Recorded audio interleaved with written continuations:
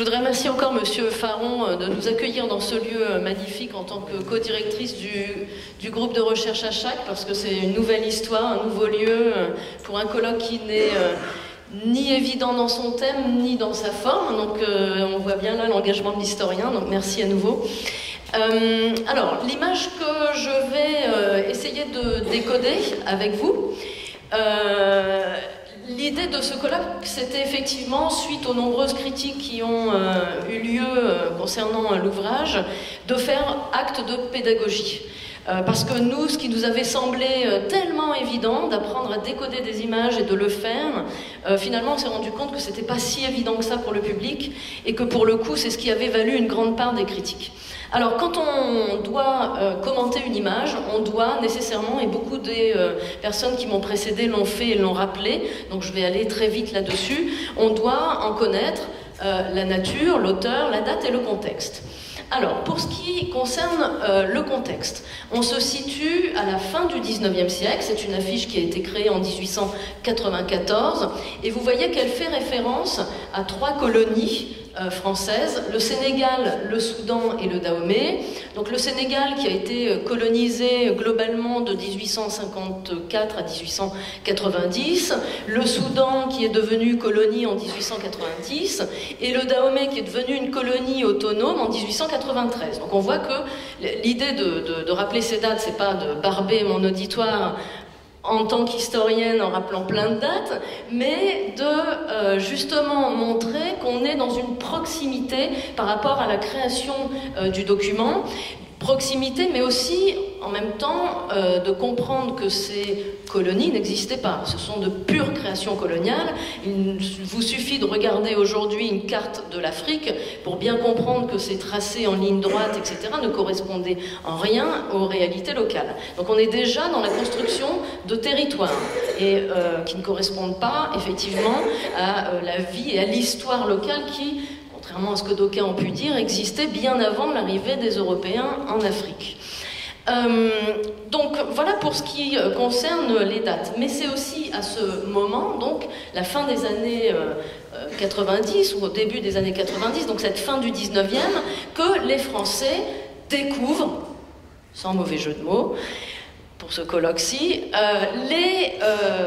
pour la première fois, en masse, sur le territoire métropolitain, donc, puisqu'on est dans l'empire colonial, des indigènes, puisque c'était le terme qu'on utilisait à l'époque, le terme générique pour désigner tous les colonisés. Donc pour la première fois, des indigènes en masse, in situ, donc en France, lors de véritables spectacles, soit ethnographique ou zoologique ou ethnozoologique, comme au jardin d'acclimatation, donc c'était les termes qui étaient utilisés à l'époque, soit lors de véritables foires-expositions, soit spécifiquement coloniales, comme ici, on le voit bien dans le titre, hein, Exposition coloniale de Lyon en 1894, ou non, puisqu'on pouvait retrouver ces indigènes présentés en masse, en troupes, en village, dans les grandes expositions universelles, par exemple, celle de 1878, celle de 1889, ou encore celle de 1900, qui ont attiré des foules entières, non seulement françaises, mais aussi des autres empires coloniaux, pour venir voir ces indigènes, ces sauvages. Donc, ce que l'on peut constater, c'est que précisément leur présentation en France, elle est souvent et pratiquement systématiquement concomitante de grandes batailles perdues par ces mêmes indigènes, ce qui a plusieurs objectifs. Affirmer donc la supériorité militaire des Français, en permettant de montrer les peuples de l'Empire en constitution. Et là, on les voit, ils sont présentés un peu comme des trophées, je pense, pour faire écho aux remarques sur les commentaires sur les images tout à l'heure, de femmes qu'on ne voyait pas dans les sites pornographiques où on voyait les hommes tenir les seins. Je pense qu'on est dans la dynamique du trophée, en fait. Un chasseur qui tient son gibier, et donc on est exactement, je pense, hein, dans celle-ci, mais tout est question évidemment d'interprétation. Donc on est dans cette idée d'affirmer la supériorité militaire non seulement, mais aussi d'affirmer la supériorité morale, intellectuelle, technique du colonisateur, des Français, donc en montrant l'inverse de ce qu'est ce colonisateur, à savoir la sauvagerie du colonisé. De ce fait, et je vous ai dit que pour bien commenter une image, il fallait en connaître l'auteur et la nature, donc il s'agit d'une affiche. L'auteur, c'est un artiste peintre italien, Francisco Tamagno, qui a fait des beaux-arts à Paris et qui est créateur d'une centaine d'affiches publicitaires. Il n'est en rien un spécialiste de l'affiche coloniale, Pascal et moi on le connaît très bien, Francisco Tamagno, parce que c'est lui qui a créé le Pierrot de la marque Cointreau. Donc il a fait beaucoup d'affiches publicitaires et ce n'est pas quelqu'un qui présente une particularité vis-à-vis du monde colonial, si ce n'est que finalement il ne fait que reproduire. Alors ce matin il y avait des gens qui disaient ben oui mais il n'y a pas d'autres images que j'aurais voulu commenter. Alors moi j'aurais pu faire une galerie d'images quasi identiques qui ont été présentées donc en de multiples exemplaires pour des foires qui ont eu lieu à Paris, à Marseille, à Bordeaux, etc., etc. Et donc c'est en cela qu'il faut comprendre que si on peut estimer que sa circulation a été restreinte puisqu'il s'agit d'une affiche pour un événement spécifique qui concerne la ville de Lyon, en même temps le fait qu'elle ait été reproduite entre guillemets pratiquement à l'identique, en tout cas dans sa composition, je vais essayer de vous l'expliquer, montre qu'elle a eu un impact et que ces affiches ont eu un impact. Donc il existe toute une série d'affiches de spectacles de ce style et qui permettent de comprendre cette construction coloniale. Alors qu'est-on censé découvrir dans ces spectacles? Vous le voyez bien, c'est là où le sauvage, le colonisé, mais aussi des corps fascinants, puisque étonnant, et là je ne vais pas m'attarder sur cet aspect qu'on a déjà pas mal développé ce matin, entre fascination et répulsion des corps. Alors la composition de cette affiche, et donc de ces affiches, si vous m'avez suivi, elle se fait toujours en 3 plans. Vous avez ici au premier plan, à l'extrême gauche, une femme noire, debout. C'est le cas dans la plupart des affiches de ce genre. Donc là, c'est une femme seule. Donc soit c'est une femme seule, soit ce sont 2 femmes, soit c'est un couple avec un enfant. Les seins nus, ça c'est pratiquement systématique, et qui semble donc attendre le visiteur.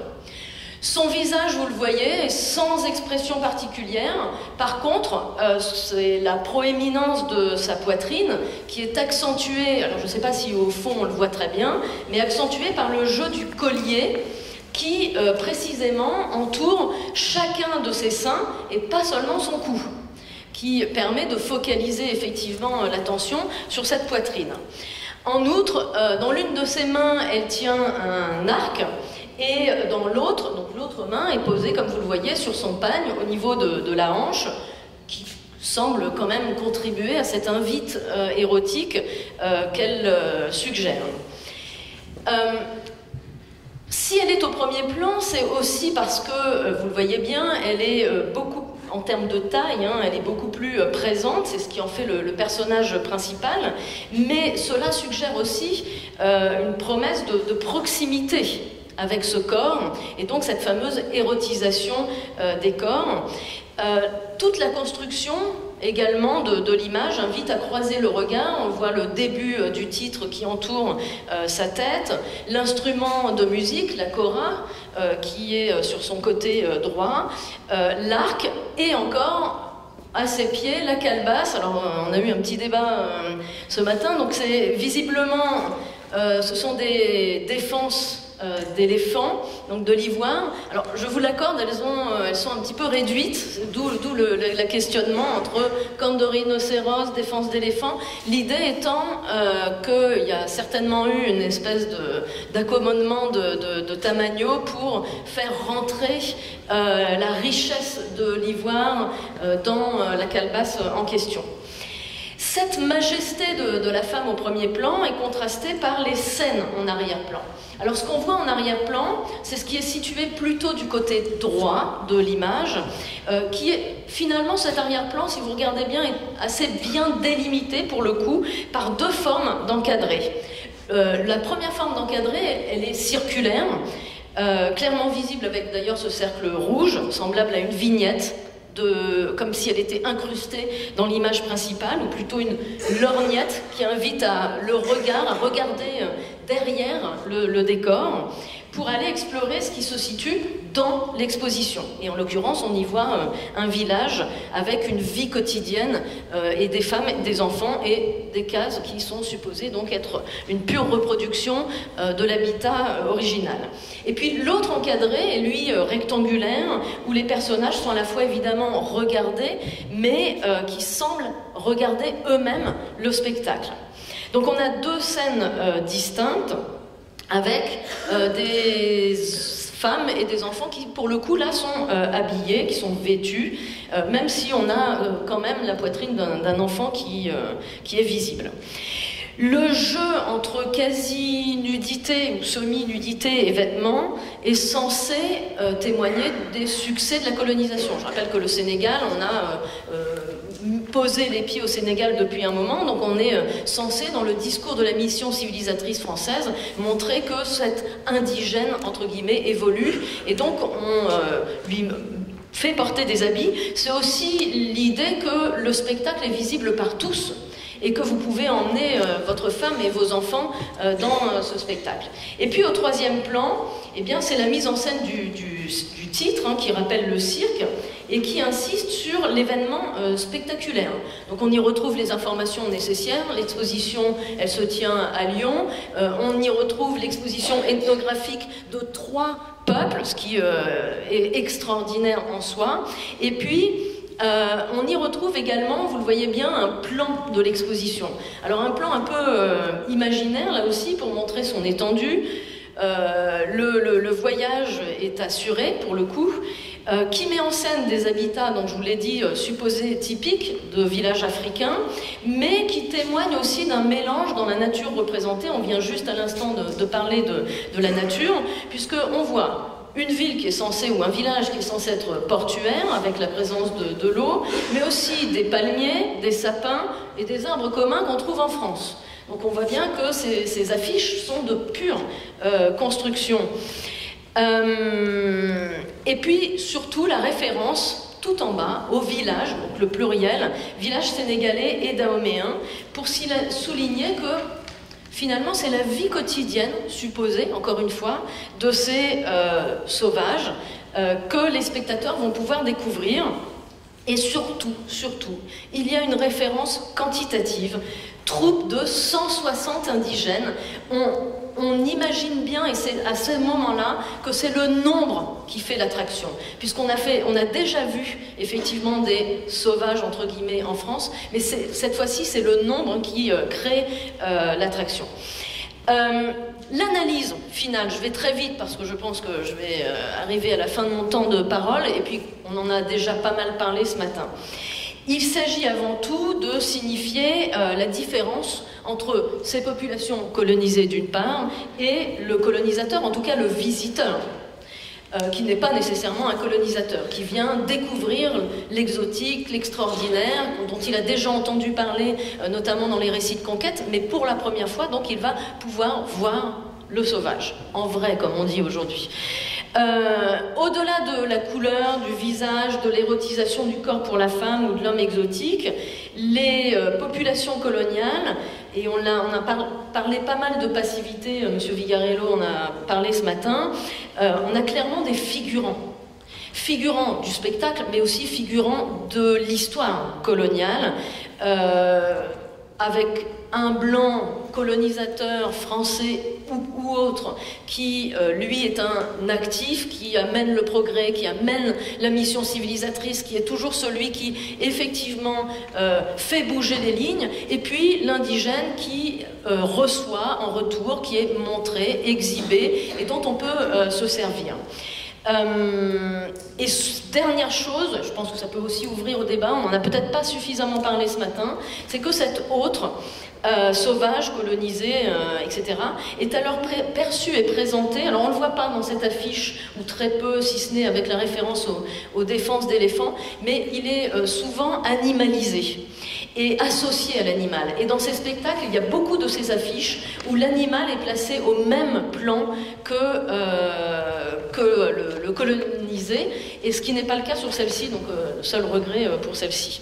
Donc voilà, je terminerai sur cette idée d'animalisation du corps de l'autre qui permet aussi à la fois sa répulsion mais aussi sa fascination pour l'étrange. Merci beaucoup.